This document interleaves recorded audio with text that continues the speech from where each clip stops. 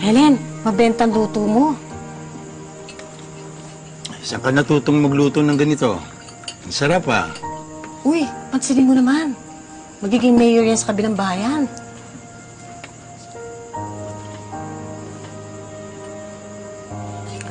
Ay, pwede mo bang mag-order ng 10 bilao? 10 baka mo? Opo. Narinig mo yun, Helen? Masarap ang biko ko, pero hindi kaya ng isang tao ang 10 bilao. Bakit? Nag-aalala ka ba para sa akin? Hindi ah. Huwag ka mag-alala. Dadalhin ko to sa ampunan. Pasalubong ko sa mga bata.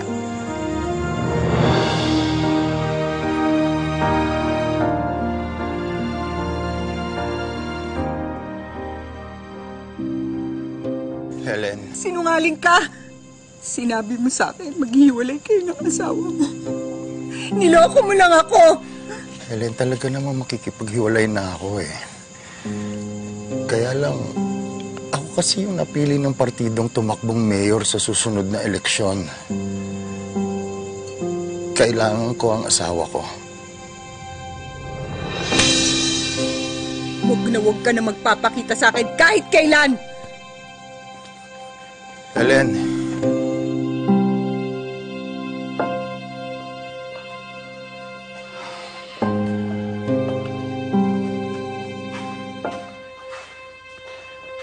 Kuya, wala si Jillian sa apartment niya.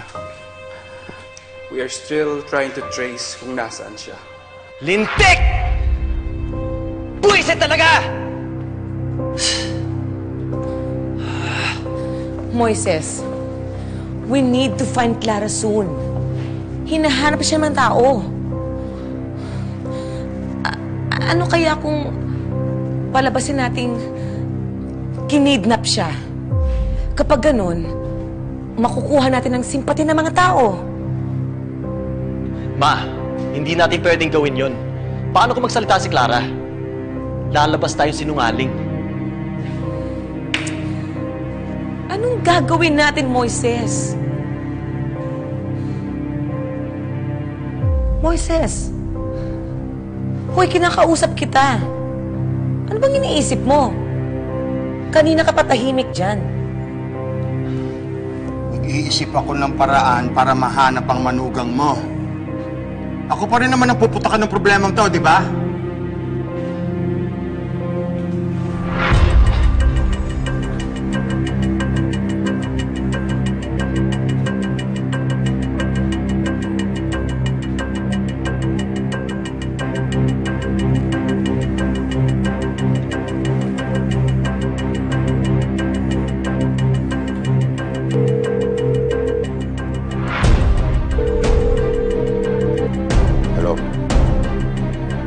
Meron akong papahanap sa'yo.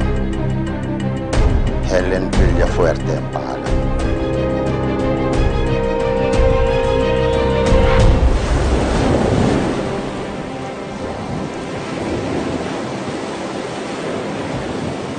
Dito na tayo titira. Ligtas na tayo dito, Noah.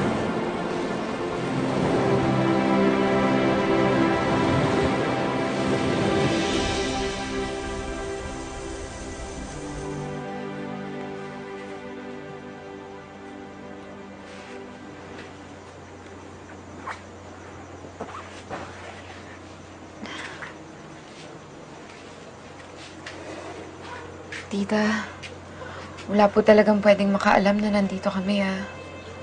Sinabi ko na sa buong baryo. Po? Hindi, biro lang. Ano ka? Masyado kang seryoso, ha? Ganyan. Kasi ako natiten sa'yo. Relax ka. Opo. Relax ka lang. Wala akong sinabihan. Nakatikom ang bibig ko. Safe ka rito. Salamat po, tita. Basta kung may nagtanong po, pakisabi na lang Ann ang pangalan ko. Sige, akong bahala. Thank you, tita, ha. Oh, Tita mo, maraming aayusin dito sa bahay na to, ha? Alam mo naman ang tita mo mukhang mayaman, pero hindi. Hindi po, wala po yun.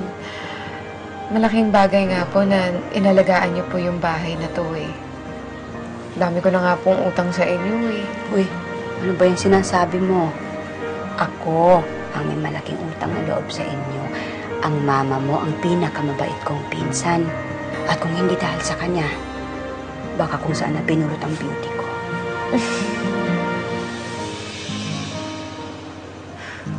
Ang dami ko na rin naging masasayang memories dito sa bahay na to.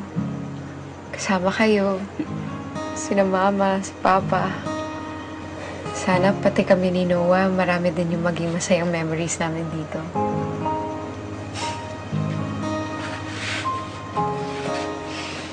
Tulog pa? Ang himbing. Ang cute niya talaga, ano?